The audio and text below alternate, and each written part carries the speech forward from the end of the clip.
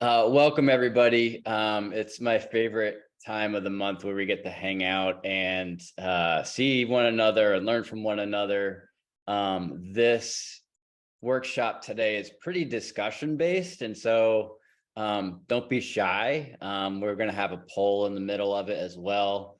And so if you don't know me, my name is Aaron Kacharski. I'm co-presenting today, but I'm also the grassroots coordinator and trainer for the Recovery Advocacy Project. Mobilized Recovery is this ongoing space that we can create, whether it's virtual or in person or on the road with a bus or actions in the communities, where community organizers and people in recovery, family members, people that care about these issues that are impacted by substance use disorder, can come together and really work with one another and learn things from one another. And so one of the things I wanted to just mention before we get started, there's going to be a arc of workshops that all go together throughout the spring and the summer, and I'll kind of highlight those in a little bit. But I'm just recommending that if you have a notebook handy and a pen handy, just to scratch down ideas and to take your notes, it all will go together. And we also record these videos. And so if you happen to miss one of the workshops, which I hope that you don't, we want you to participate in as many as you're able to. If you happen to miss one, we're going to put it all in a classroom and just make sure that you have access to that. As well as any sort of supporting materials that might come with it. And so thank you for being here on a Thursday evening. We are going to move forward here. Last month, we asked everybody if you either attended the kickoff or you saw the recording of it. We asked people if there was one thing that you could change in your community. And community can be geographical, like in your county or your town, or it can be statewide, even if you're talking about like the recovery community. The one thing that you can change in terms of thinking and acting locally, what would that be? What would that one thing be? And so a lot of you that were on the call last month, we just asked you to think of an idea of something that it might be something that's been in your head for a while, something that you wanted to do, but it hasn't turned into a reality for some reason. And so we asked people to think about that and share it with somebody throughout the month. And so that could have been like a stranger that you met, or it could have been a coworker, or somebody else in your recovery circle, just to kind of get that thought out there, right? Get used to you talking about it. And so throughout the workshop series in the spring and the summer, try to keep this community impact project, your thought, in mind. And so we're really going to put a series of workshops together, and it's going to kind of come into place with in the fall, where Mobilized Recovery is our annual in-person convening. And so we decided to not have Mobilized Recovery just be like this one thing where people come together. It's ongoing. And so I'm really excited to have this workshop series be a part of this. And so if you happen to be on a Recovery Advocacy Project team of people, this community impact project is separate than that. It's not part of the team stuff that you're doing with Recovery Advocacy Project. This is just for Mobilized Recovery. And I just wanted to let you all know that it's all right if like the timeline for your projects is probably different depending on what it is, but just think of that one thing. I've talked to a lot of you the past month of what your idea is. I'm personally, my community impact project is working to pass legislation in the state of South Carolina to put Narcan in every high school in the state. We did that in New Jersey, and I just got it introduced with representatives here in South Carolina. And so my project happens to be legislative, Yours does not have to be. It can be, if you want to start a student recovery program on a campus, if you want to do an outreach program once a month for people with housing insecurities, if you want to start a clothing drive at a church for people that need clothes, that can be your project. It's really, and so it can really be anything, but just keep that in mind. And if you have your notebook handy, just write down what that might be. I need to make sure that everybody stays to the end of tonight, because we have a form that we're asking everybody to fill out that will just kind of ask you, general contact information, but also what your idea is. And we'll ask you some prompting questions like, who are the people that will be impacted by this idea, this project? Who can help you to get this project done? Like those sort of ideas. What are some of the barriers that you might face with your community impact project? And so want to make sure that everybody sticks around to the end of this workshop, so you get the link to fill out for your community impact project. And so I mentioned that there's going to be kind of like an arc, from the spring into the summer. And we asked people, these workshops came from asking you all what you wanted or would need in order to help you in your community organizing or help you with your projects. And so thank you all for filling out those surveys. I know we do a lot of surveys sometimes, but it's so we know what you want. And so over the past month or so, we've really sought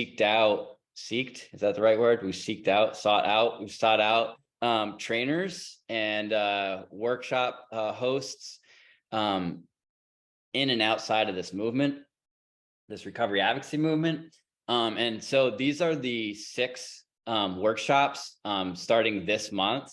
I'm going to be doing roles of social change with Stephen Knockwood, who is our Inclusivity Caucus chairperson. And we really want, and so we're going to do an exercise around roles of social change in a couple minutes. But then next month, I'm excited. Chantel Rose Hammonds is going to do building relationships and connection. We have workshops on creating strategy in your plan. Robin Finicum is doing narrative using data and resources. Pat Taylor and Dr. Karen Scott, who have done a ton of grants and reviewed a ton of grants, are going to talk to us about grants and fundraising, which was like the main thing that you all asked for. And so we wanted to make sure we got some specialists there. And then firming up commitments, and that'll bring us right into August. And so right in time for September Recovery Month and Mobilized Recovery and Overdose Awareness Days. And I know those are some of our busier times of year. And so this is the arc that we're following. And so for roles of social change, I like this topic because as an organizer and somebody that's been doing nonprofit work and political work since I was in social justice work since I was a teenager, more than half my life, you kind of get to understand that there can be one problem, but a couple different ways to solve it. And so the purpose of today is we're going to give everybody the same scenario and give people some actions through that scenario and see which sort of actions you gravitate towards the possible actions with that one scenario. And by doing that, it actually tells you a lot about like who you are as an organizer and what you're kind of drawn to in terms of how you help people and how you go about change, or how you think about change in your communities. And so we're going to do an exercise called the tornado exercise. I've done different versions of it throughout the years. And then we're just going to talk about, we're going to ask for some volunteers. We're going to have a poll. We're going to ask people for volunteers. And so if you need to come off a mute, just virtually raise your hand or just like wave at us with your actual hand. And we'll know that you're in the queue to talk. And then Stephen Knockwood is going to talk about integration and like that kind of whole world view of things, integration of marginalized individuals and communities. It's really important, and part of the discussion today, and questions that I like to ask myself as an organizer, is sometimes, you know, we get used to organizing a certain way, and we might have these blind spots that we don't even realize are there. And so this workshop really kind of helps not expose that, but like bring those blind spots to light. But you also kind of get to know how other people organize. And so I'm really curious about how you all think about change. And then we just need to make sure that we fill out the community impact project form at the end of the meeting. And so, all right, we are on to the tornado exercise. So everybody check out the screen right now and really kind of zero in on some of the layers of problems that are laid out in this scenario. And so we're all going to be using this same scenario. I'm going to read it out loud just so, because maybe somebody's in the car and they can't look at their screen right now, but also drive safe. Okay, so the scenario is, it's in a Midwestern city in the US. A major tornado hits and knocks down a big manufactured home park, like a RV sort of park, right? Or like manufactured homes. Almost 40 people are still unaccounted for and might be trapped in the rubble. The city's response is terribly inadequate, both in terms of preparation for a disaster like this, and in terms of execution of its flawed plan. So state and federal offices have the resources to respond, but are not adequately mobilized. The bungled relief effort highlights a number of broader issues about how the government at all levels responds in this scenario, especially to working poor Midwesterners. And so that's the part of the country that we're focused on today, just in terms of the scenario. And so I just want to leave this up on the screen for a minute so you can kind of take it in and think about before I give you possible actions for this scenario, take a moment and think about your first instinct of how you personally would help in this sort of scenario. And so I just want to leave this up on the screen for about a minute.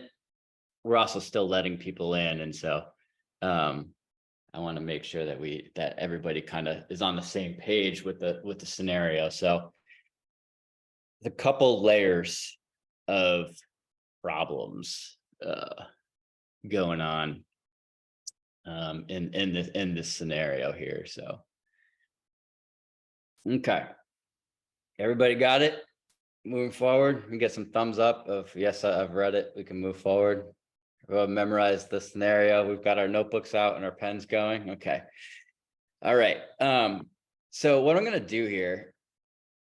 So there's going to be 4 actions. There's only 2 on this page.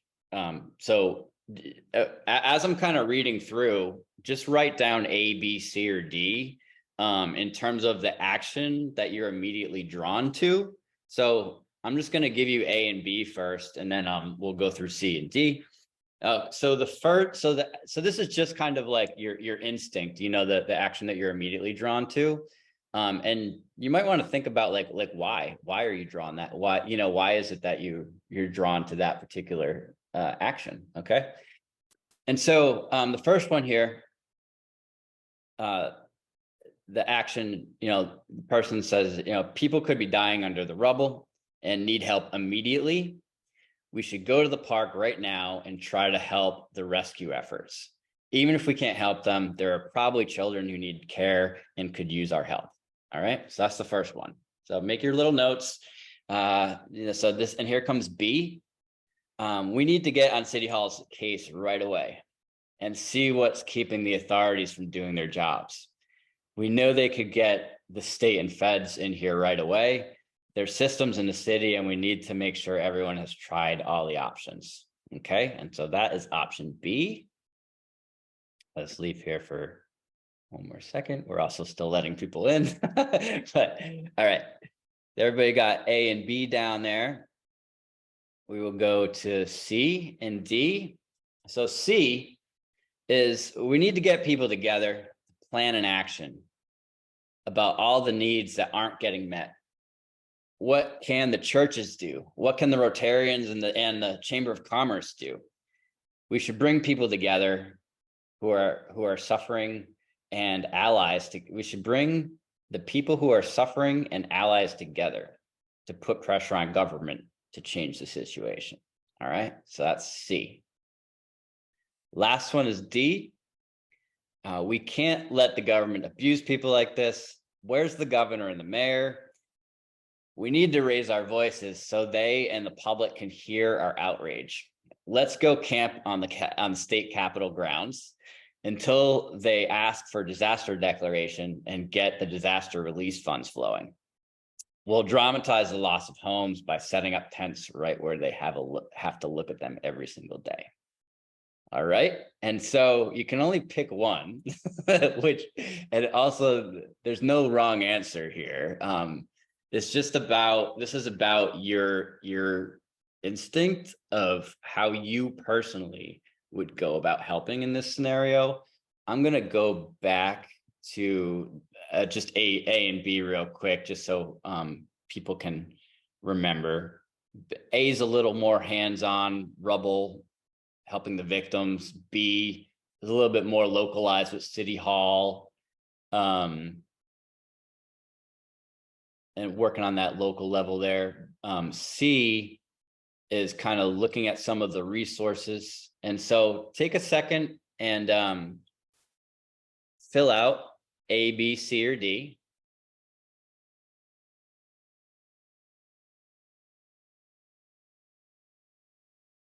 We got about halfway through the votes here.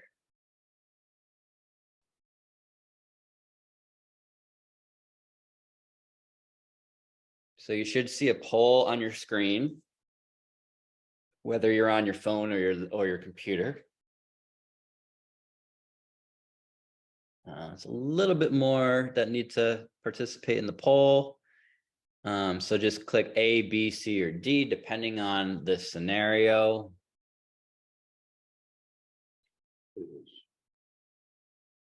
Should be just a little bit more time to respond. It's about, all right, very good. So the poll is up. So let's look at the results here. Let's share the results. Can people see that? Yes, okay, good.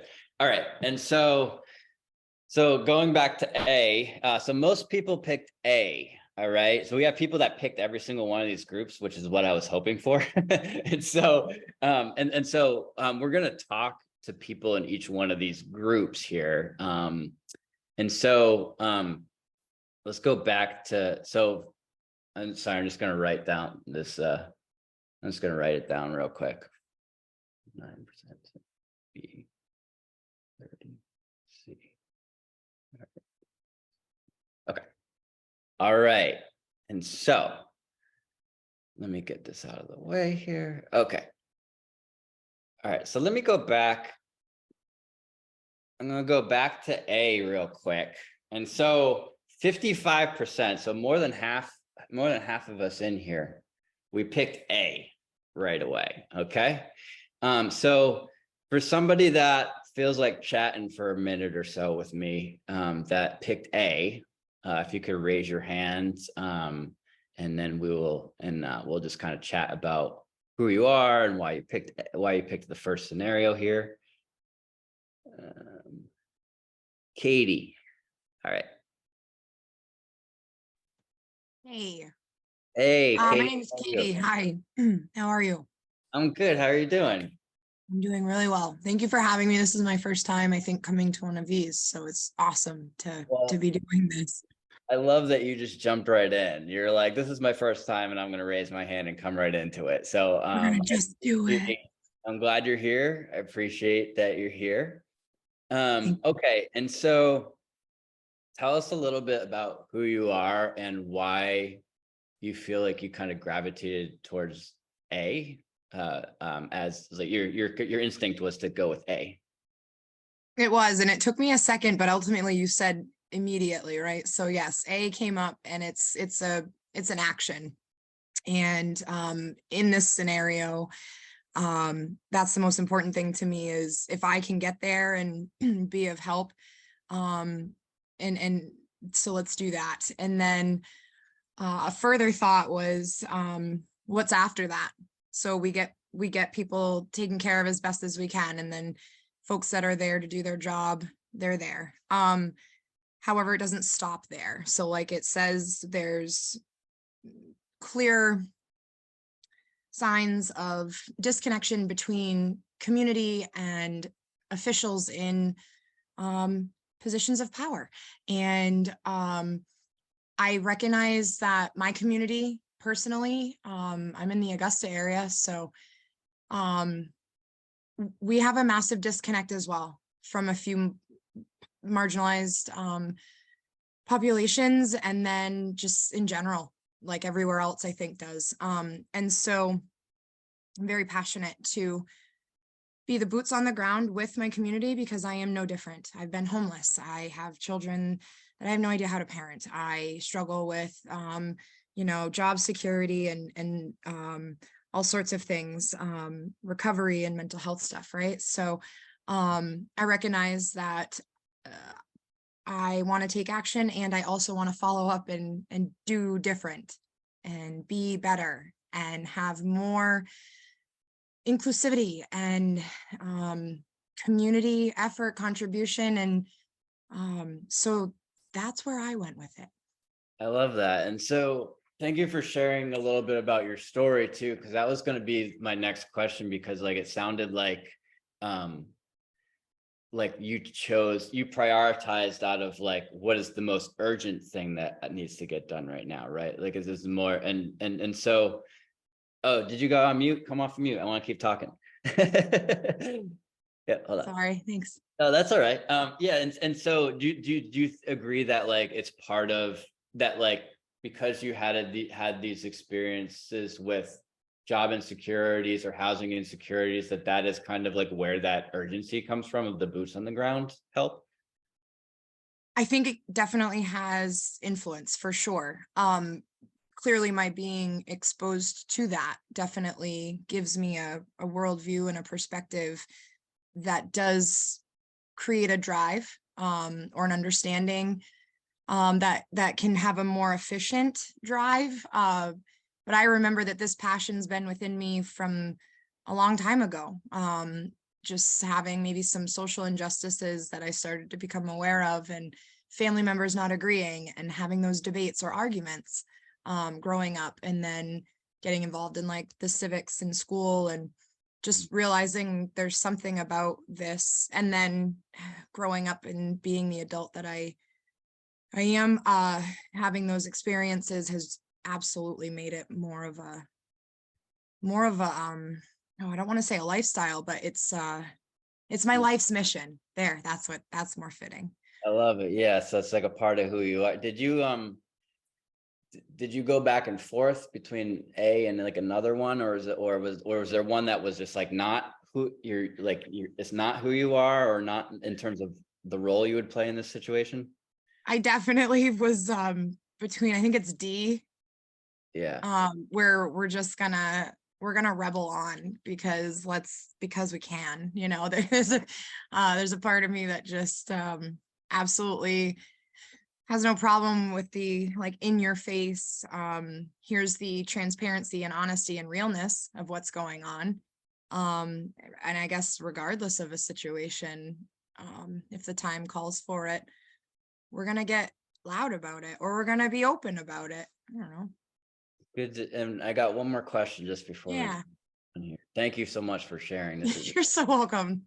great, and getting to know you. And I was curious about if there was a part of the first one that like I feel like we all kind of have like these blind spots, right? Like if your instinct is to help the people, you're helping the people that are in need right now, like in terms of the victims that are, but are we is there another something else organizing wise that you might be missing, if that's like the role that you often play?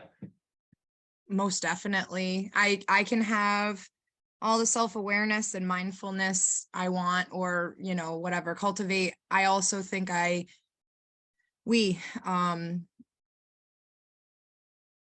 do miss various levels of, just because our circumstances haven't given us that particular experience, or yeah, that's it, bad experience.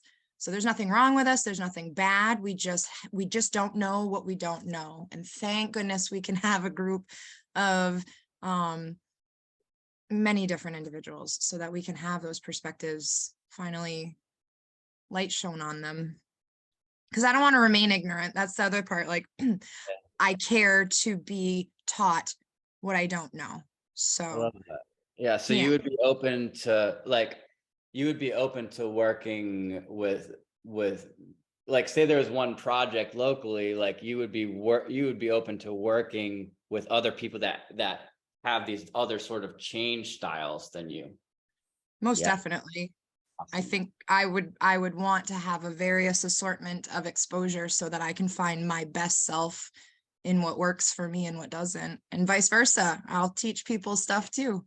Oh, I love it. Well, that's what this space is for us learning from one another. So thank you for taking a couple minutes and sharing who you are, and speaking up for the A's, for the for the A's in the scenario. So thank you so much, Katie. I appreciate you. Thank you so Okay. much. Oh, you're welcome. All right. So B's, who chose B? About 9% chose B. That would be willing to chat for a couple minutes to talk about why you were kind of drawn to B. I see Patty. Yeah, Patty, why don't you come off of mute?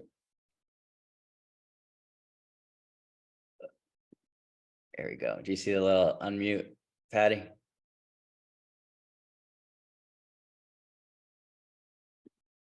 There we go. Sorry. No, There we go. there we go. All right.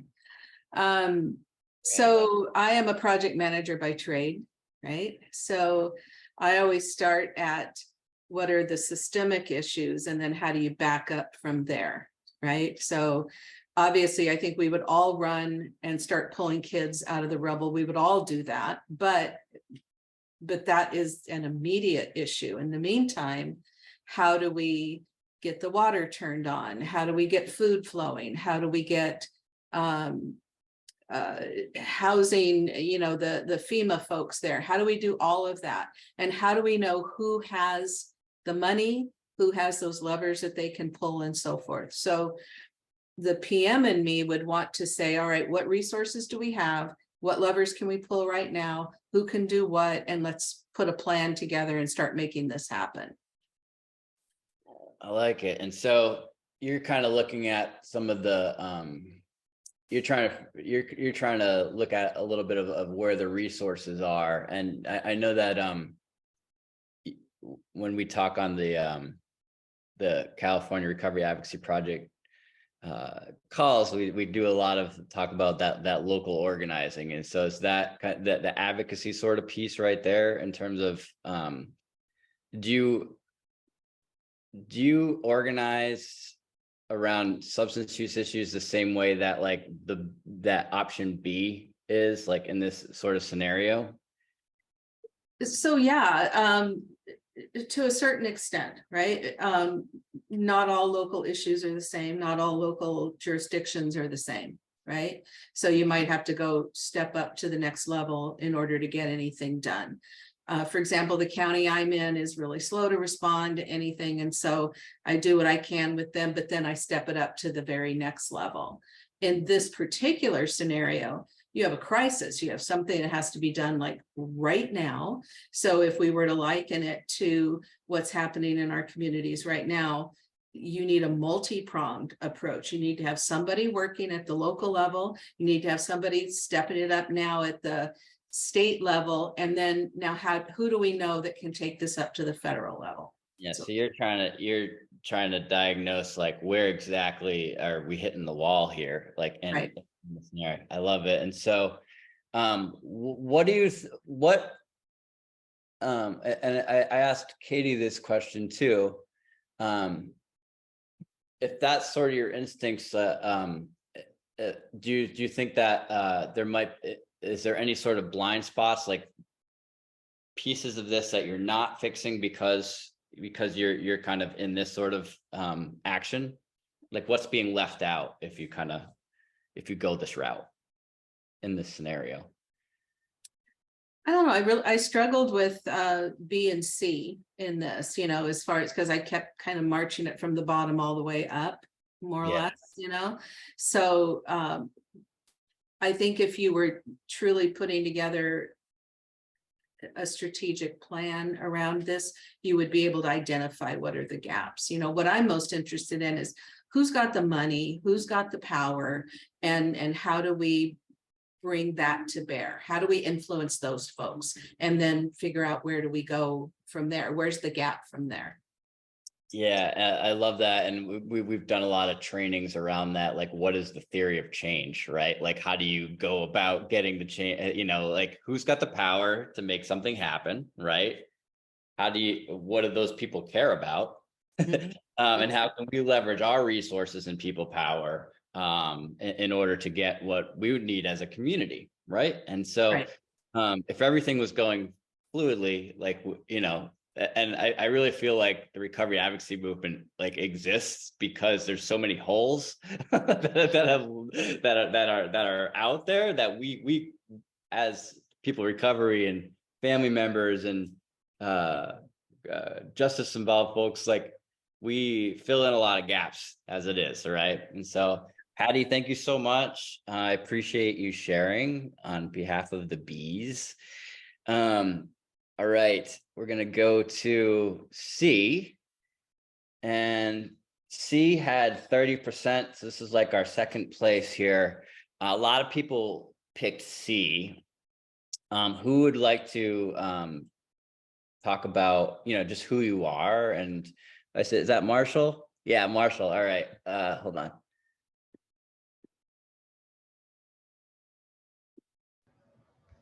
Oh, hold on. Oh, There you go. Hey, Marshall. All right. Great. perfect. It's Marshall, funny. why don't you introduce yourself and talk about just a little bit who you are and why you're gravitated towards C. Hi, my name is Marshall Mercer. I'm an organizer, mobilizer. I'm also a public narrative coach for Mobilized Recovery. I've been for a while. I've been training with these guys for the last fucking feels like forever now. Excuse me, I'm sorry. I used to be with Maine Recovery Advocacy Project. I helped actually build that up in Maine, and then I started seeking that I wanted to focus more on the community rather than policy. So I created an organization called Hope Brokers Incorporated, which you met one of my organizers, Katie. She was with me. I wanted to introduce you to this world because this was where I became Marshall. So since I've been doing that, I used to be an A. I used to be the guy that as soon as I said something, bam, ran head first. But learning to become a leader, learning to run over your community, I've learned to build leaders or at least create spaces so leaders can come up. Doing that, I've learned how to delegate. I've learned that I had to step back sometimes and look upon the many organizers that I know, because we know so many of them, man. With so many of us out here. Like for instance, we had a problem out here. It was the middle of winter. Me and Courtney I called Courtney. I said, hey, they're going to shut down this center and we have nowhere to put the homeless people right now. What do we do? You connected to the church? I said, yes. All right. We went to the church. We talked to the church. Hey, can you keep the doors open? Right now we have volunteers and organizers will come here and open the space. And we had 20 to 30, 40 people who are off the streets all day because we organized that. That was looking for other people who could delegate, and Courtney talked to the policy people. I talked to my organizers to see if we can get volunteers. Another person gets rides. We all meet at the same place and strategize, and boom, our community was good. And that was all in one day. We had no clue what to do. And I think what's funny too, because everybody telling me, you're rogue, bro, you're rogue. But my emotions would get the best of me. But that's why we have Katie's and Marshall's on the same team, and Courtney's and everybody, because everybody plays a part. And that's why I chose C this time. Yeah, no, it's great. And so you've kind of really kind of witnessed like the power of people and organizing, and the fact that, you know, there are existing resources, right, that can be tapped into, like, you know, like in this sort of example here, asking yourself, like, what can the churches do, what can the Chamber of Commerce do, or, you know, like, and so understanding that there's other people that want to help out there, just got to get organized, right? And so I think C is like generally, like, you know, we do a lot of stuff around relational organizing and community organizing and so I actually thought that most of the votes would go to C, which is interesting. And so, I mean, a lot of them did, but and so let me ask you, um what do you think that some of your blind spots might be in terms of, or like, what might be ineffective about this sort of piece? Like, what are you missing if you're just really kind of in this zone? Oh, there you go. Wait, hold on. How do I get this to unmute? I didn't know you went back on mute. Give me a second. There you go.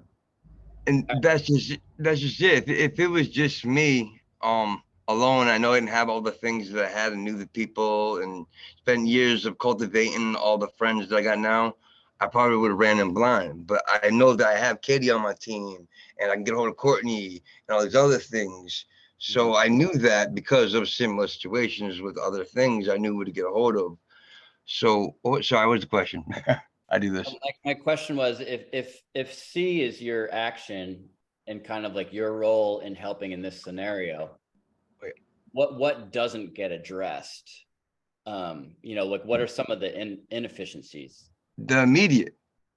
Yeah, that immediate sort of what Katie was talking about, right? Like the people that are under the rubble, that sort of stuff. And so how do you sort of balance like that boots on the ground piece that Katie, because I'm kind of like that too, where like sometimes, and this is a statement that's borrowed from my good friend Karen Barnett in New Jersey. She says sometimes we get stuck organizing in the stratosphere, like we're like organizing policy, and sometimes policy takes like years, you know, and it's okay. Like when you pass a law and it helps a generation of people, like it feels good, right? But also it's like, but what about but I also have like these urges as an organizer to go out and do my outreach days and talk to people that are experiencing housing insecurities and making sure that they are linked to resources in my community that I know about. I got this wagon that I carry around the beach in Myrtle Beach, which is like sandwiches and sandwiches and water and Narcan, and like and people just want to, and cigarettes, and people just want to talk, and sometimes they just want a cigarette, or sometimes they need Narcan. So I kind of have that shuffle too, you know. So how do you balance that, Marshall? Where you said I used to be an A, but now I'm a C, but you kind of go back and forth a little too? I trust my team. Yeah. It has to be trust. I can't have a team that I can't trust. So the people that I organize with, we've gone through the forge of fire. We've had organizations crumble around us, and we stayed together. And we know who is who, and who when to take lead and who when to step back. And sometimes I'm Batman, sometimes I'm Robin. And it's okay. Cool. And that was the hard thing. The ego I had to let go. I love it. Yeah. And so stepping back and empowering others to find their voice, to find their organizing, and to build their relationships in their community. I love it, Marshall. Thank you. Great. Thanks so much. So D, who's our fourth person here? Casey, New Jersey. I knew there was going to be some New Jersey in this call. All right. So let's have Casey. So D, our tent people. Can't let the government do tent people. So Casey, why don't you tell us a little bit about who you are and like why you kind of gravitated towards this last one here, the last scenario, the last action. Okay, so hi everyone. My name's Casey Lee McCown. I am a woman in long-term recovery. I've been working as a peer in the field for a long time now. I don't know, 6 or 7 years. And I've struggled with a lot of the same things that Katie did. Um, and I don't know, like when we met last time, I had my idea for the community that we spoke about, but I completely changed the whole thing Yeah. because I finally realized about myself, like I'm the big picture person. I can see exactly what it should look like after it's set up and ready to go and that, but don't leave the pesky details to me because it probably won't get done or they won't get done well. Um, and I just realized that I was thinking about the AIDS quilt recently, right? And the impact that that had on everybody, the communities, the states, the federal government. They were not standing for what was going on. They're like, this, we're not going to let a whole generation and population of people die because of stigma and inaction. So I have an idea too, to like, I just know that until people see, like really see something like that, um maybe the awareness will get better. Maybe, you know, I don't know. I'm very discouraged and disgusted about a couple of the laws that they're trying to pass in New Jersey regarding criminalization in fentanyl. I'm disgusted already with the way the opioid settlement money is being handled in the state. It's all clandestine. You're never going to find out what's really going on. But just knowing that people like us, we're trying, right? We're doing the best we can. But I really, really feel like starting at in Trenton, because I'm from New Jersey, covering that whole area by the state capitol with whatever, you know, they're like, there's an organization that I want to tap into called the Black Poster Project. And I saw it for the first time last year, and I went up to, I couldn't walk through it. It devastated me. I'm like, that's the kind of stuff people need to see. So they're like, oh, you know, I don't know, that's, you know, where I'm coming from. But as far as organizing the tent city, I'll be the first one there setting up a tent and the one on the bullhorn, but somebody else needs to like set the whole thing up. Do you know what I mean? It's I have a lot of blind spots, but I know where my strengths are finally. Yeah, I love that. It seems like yeah, I mean, you really thought this through after I was it. right there. I went to Well, B first until I saw D. I'm like, yeah, part of the no. benefit, yeah, part of the benefit of asking people last month to start thinking about their idea, you know, you got a month head start to think. So do you want to share about your idea a little bit more, just to give some context to it, and how the D, because it sounds like you're thinking about something visual Yeah. that will hold people that are not doing enough, people in power that are not doing enough, or the public Mm-hmm. that's not doing enough around substance use crisis. And so do you want to share about that for a minute or so, just to kind of give some more context? You mean the idea that I have in my head that I would like to implement? If you're comfortable with it. Yeah, I definitely am. When I don't know what I was driving one day in on Main Street in Flemington. I live in a rural county. For everyone that doesn't know New Jersey, we're like the fifth wealthiest county in the frickin' nation. I just got lucky on rent. That's the only reason I can live here. But everybody looks like me where I live. Okay. Diversity really doesn't exist. They keep it that way for a reason.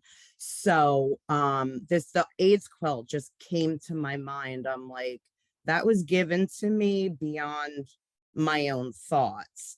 So of course I'm like, I'm gonna start a recovery quilt to represent the crisis and all the people that have been lost, right? And then after a couple weeks, I'm like, yeah, Case, you're not gonna do that, because I don't, like I said, I don't have the um personal skills to even start putting something like that together. So then it occurred to me the Black Poster Project already exists. And I'm like, you know what, Case, like, connect with them and learn how to do fundraising so that people who can't buy a poster or contribute, I don't really know how the whole thing Yeah, works. there's a way to kind of shift how you're thinking about it and bring other people into the equation. And I'm glad that you mentioned it like that, because that form that we're going to ask people to start filling out at the end of the workshop, you'll get when you fill out the form, it'll email you back your answers and everything, and it's editable, so you can like Okay. editable, not edible. Don't eat it. Well, you can go back in there and you can change, because like you said, like your idea already changed from 1 month to today, Right, And right. so, yep, go ahead. But also, I mean, not just to show the politicians and citizens what the reality is visually, but how healing would that be for the families who are suffering or who have suffered, to know that their child or grandchild or whatever the scenario is going to be represented, and how healing, like, I don't know, there's that piece too. It's not just about um creating that visual, but it's also a healing process, I would think, you know. Yeah, yeah, I like that. I like how you're thinking. I've seen some different sort of visual sort of stuff in Rhode Island. They had a recovery quilt at the end at their recovery rally every year. Oh, And cool. I've seen some other. So yeah, there has been examples where like our community has used like like different sort of art type projects or visuals to make sure that um, the voices are amplified, right? And so. Hmm. Um, Thank you so much for sharing, Casey. And I wanted to ask one more thing. Sorry, is there anything like by focusing on this fourth one Hmm. with the tent city sort of piece in this scenario, do you think that there's something else about that doesn't get addressed because you're kind of focused on this role? Well, yeah, the immediate needs, first of all, the local community needs beyond the park, right? Um, and I mean, well, I would also love to hand out, cases of water, because you got to do those things. But in my head, that's what I immediately went to, and I'm like, well, someone else would be handling all that other stuff. Now, do I know this for sure? No, but um, you know, I don't know. I just Yeah, so there's that. Yeah, so no matter what lane you kind of pick, there's something about the scenario that doesn't get addressed, yes. and so I think that's kind of, and so this just to give people an idea, so these are the 4 roles of social change.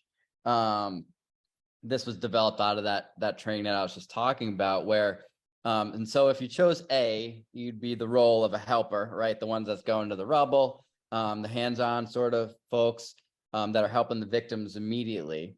B is more of the advocate sort of role when Patty was talking, more of the advocate in terms of like, okay, where's the block and what needs to be unblocked over at City Hall.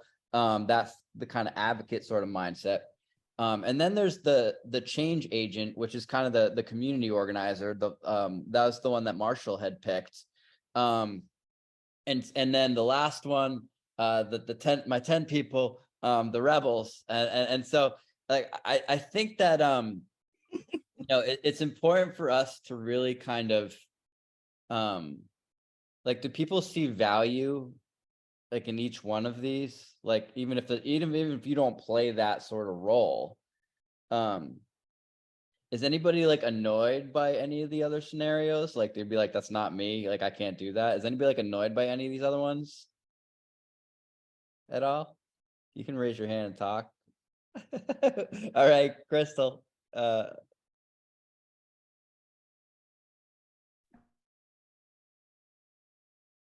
Hold on a second. Unmute. I got it. Hey, there you go. Yeah, Hey. can you see the value in the other ones, or is there one that kind of bugs you? Yeah, I can see the value in the other ones. I picked A, and the reason I picked A, my background is harm reduction. Yep. That is how I recovered and recover still to this day.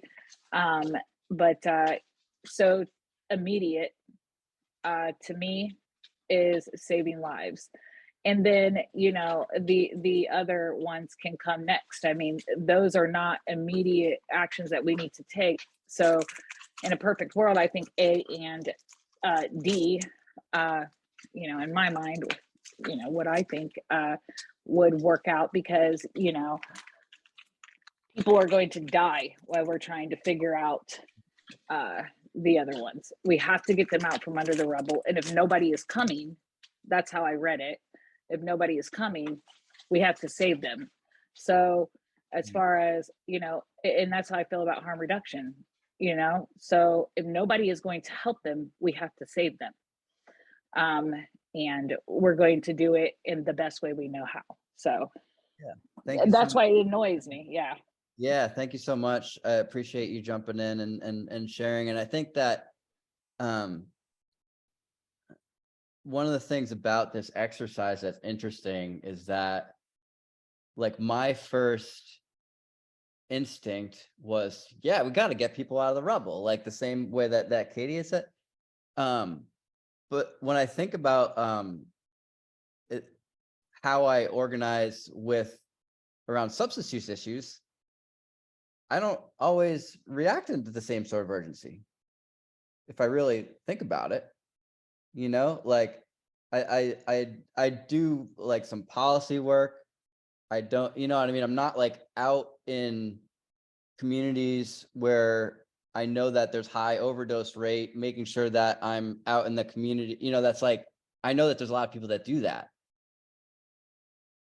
I don't always do that, right?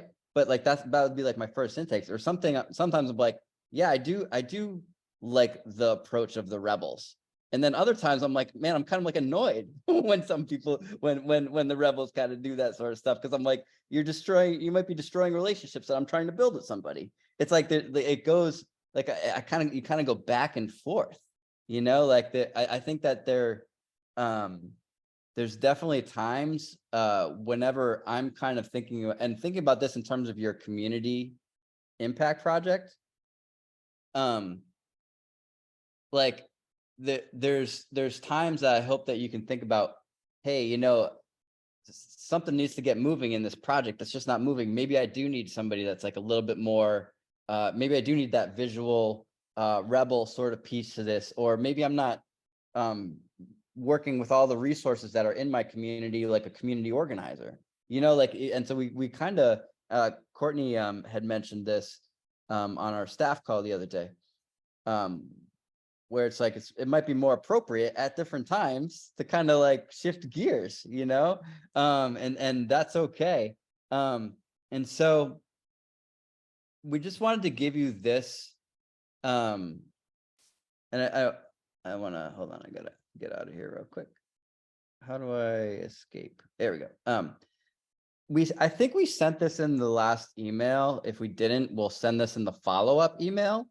There's a great document that really kind of goes through each one of these and talks about how it goes a little bit deeper into like how effective being a helper is, but some of the ineffectiveness sort of pieces that might come from it, some of the things that we're not thinking about if we're just staying in this role. And then it goes through for the advocate, and then it goes through for the rebel. And then the last one is the organizer or the change agent, the community organizer or the change agent. And so this is a really great tool, a great doc. We'll make sure it's in the Google Classroom, but we make sure we'll send it to you in the follow-up email, and just read it through, because it did kind of help me to recognize some of the blind spots that I might have. And so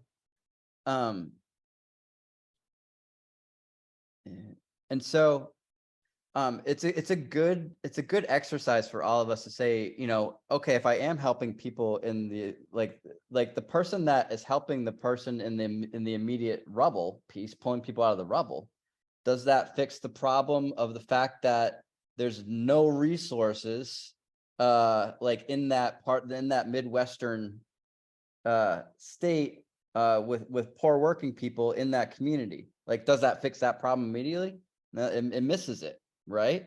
And it's the same way that if you're focused on where the mayor is and where the governor is, we're kind of missing the boots on the ground sort of piece that Katie was talking about. And so so there are some blind spots or things that we miss with each one of these roles of social change, but there's also some effectiveness to all of it. And so when you're thinking about your community impact project, think about the people that are around you, think about the people you know that can kind of help you with your project, and that's going to kind of be in the that'll be in the form when you fill that out. And before you fill out the form, I'm going to give everybody the form.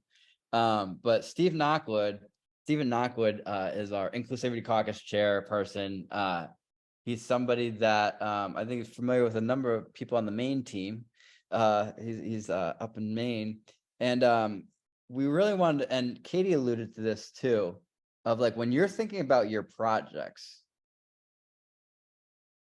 making sure that, you know, recognizing that we don't always integrate the people most impacted or marginalized individuals, or there's a public policy that you're thinking about, like, will that help everybody or just some people, right? And so the form that you're going to fill out later is going to ask you some of those questions for you to fill out. But I wanted to turn things over to Stephen for a couple minutes and really kind of talk. He's really specialized in terms of that integration piece, and just kind of wanted to kind of have him bring home the rest of the workshop tonight. Stephen. Thank you very much, Aaron, and thanks everybody that showed up tonight. You know, my name is Steve Knockwood. I am the Inclusivity Caucus chair for our national RAP team. You know, it's my pleasure to be part of this tonight, Aaron. And, you know, to me, this is a stop on this beautiful journey that we're about to, you know, set off together on. You know, each and every one of us get to work through these next few months in these different trainings and really, you know, go on a beautiful journey. And the first part of this journey, you know, is that stop of knowing how important it is to know who we are, but sometimes the more important piece to it is who we are not. You know, and realizing that when we think about our projects, we need to, you know, the integration piece. Integration works two ways. First, our projects could be integrated into a community, but we can also make sure that we are integrating a community into our projects. I think a lot of times when we have this worldview that we're talking about, and, you know, it warms my heart to hear, you know, just the way things were talked about tonight. It shows me that our recovery community does care about inclusivity, you know, diversity, equity, you know, that those are on our minds, and that warms my heart. You know, so I guess in short, you know, it's important to understand, as Aaron has said several times, that we do have blind spots. Others around us have blind spots.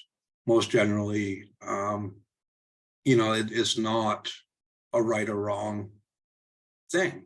It's their blind spots, and we didn't realize them. So the wider that we make our circles and our teams, and the more diversity that we add to these teams, the less and less these blind spots become, and the better that we're able to serve each and every member within our communities. So, thank you very much. Aaron has dropped the links for our Inclusivity Caucus Action Network registry. If you are a marginalized community member, BIPOC, LGBTQ, 2A+, difference in mental or physical ability, or somebody that has experienced social economical disparity, we'd love to have you. And I believe that they are also dropping the registry for our family caucus, because a lot of times, we don't encourage family members to be a part of what we're doing, and they are part of our communities. So with that, I'll turn it back over to Aaron. Thank you so much, Stephen. Jacqueline, do you actually want to jump on for a minute and talk about Family Caucus? I know that Stephen had mentioned it. We'll call an audible here. Do you want to jump on real quick? I'm gonna hit the ask to unmute button. There we go. Sure, why not? I didn't shower or anything. This is fantastic. I love it. So, hey everyone, I'm Jacqueline. I am the chair for the Family Caucus. We have been in existence since it's been about a year. And this last year, what we have done is really focused on education, because a big piece, I believe, is that family members sometimes can get their education from very sensationalized places. So we really wanted to make sure that everyone who is participating, because we have people who have lost people, we have people who have their people in recovery. I personally lost my brother to a heroin overdose in 2018. So we have people from very different backgrounds of family involvement. And when I say family, it's also not like blood family, like you make your own family. I know many of us have made our own family. So if you are family in any sort of way, right now we just finished up a storytelling workshop that went really well. And I say that because I did it, so I'm just going to pat myself on the back, but we had some great coaches, Patty and Jordan, and it was fantastic. I think Patty's here. I don't know if Jordan's here. Either way, I'm rambling. So I would love any family members to come join us. Our next goal priority is discussion of harm reduction and harm reduction education to family members. So the link is somewhere in there. I'll drop it again in case it disappeared, and that's it. I love you all. Thanks. All right. Thank you so much, Jacqueline. And so I'm going to, so nobody use the chat for the next 30 seconds. All right. So fill out this form for the Community Impact Project. So everybody click on that link I just put in the chat. You're going to get it in the follow-up email too, but open that up. So that is where you kind of go through and think about what your own community impact project. And again, this is separate from anything you might do with Recovery Advocacy Project and teams. This is like something that's like, we were listening to Casey earlier, has this idea, this art sort of visual idea. It can be anything. It can be anything. And so it can literally be like a 3-month project, an 8-month project, a 3-year project. Mine's a piece of legislation. I might be in this for some time and I'm cool with it. I'm committing to it. So we're asking people to commit. And, Steve was talking about that all world sort of be like all of this sort of work that we're doing in our communities adds up. And that form will ask you some prompting questions.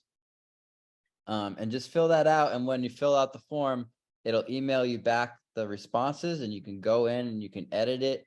Like a month from now, you can go edit it. We'll send you the link again. And so it's really just to keep this moving. And so the ask for this month, I know last month we asked you to talk to somebody about your community impact project idea, and I encourage you to do that again.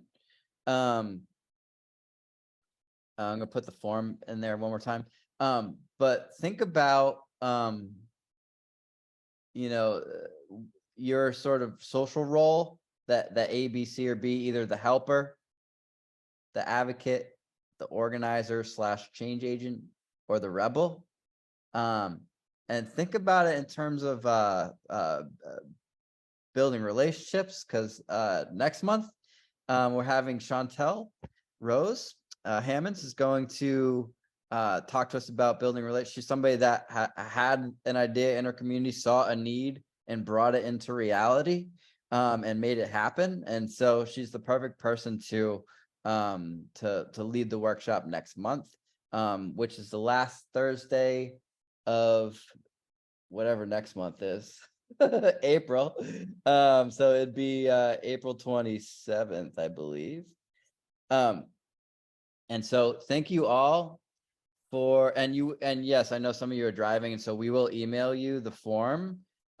Jacqueline just dropped the Family Caucus sign up as well, and I'm gonna drop the Inclusivity Caucus sign up just in case you might have missed that in the form there too. So Stephen, thank you so much. To Katie and Marshall and Patty and Casey, right? Those are my four that shared earlier.